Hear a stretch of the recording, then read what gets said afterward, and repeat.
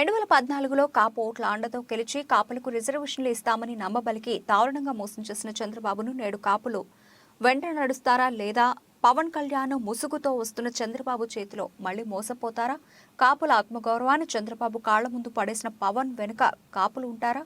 వైఎస్ఆర్సీపీ నేత శివశంకర్ రెడ్డి ప్రశ్నించారు.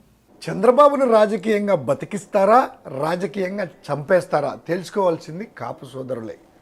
వంగవీటి రంగాన్ని చంపించినటువంటి చంద్రబాబును కాపులు రాజకీయంగా బతికిస్తారా, చంపేస్తారా?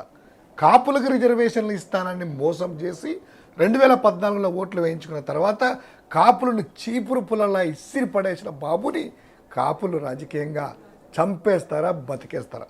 మేము అధికారంలోకి వస్తే కాపులకు ఏడాదికి 5,000 కోట్లు ఇస్తామని 2014-19 మధ్య చంద్రబాబు 3,000 కోట్లు కూడా ఇవ్వని చంద్రబాబును కాపులు బతకనిస్తారా, రాజకీయంగా చంపేస్తారా?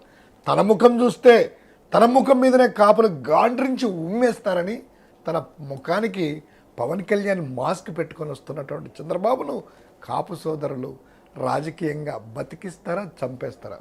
అదే కాపుల ఓట్ల కోసం చంద్రబాబు కాపుల ఆత్మగౌరవాన్ని చంద్రబాబు కాళ్ళ దగ్గర పెట్టినటువంటి పవన్ కళ్యాణ్ ఇద్దరు హైదరాబాద్లో కలిశారు కదా.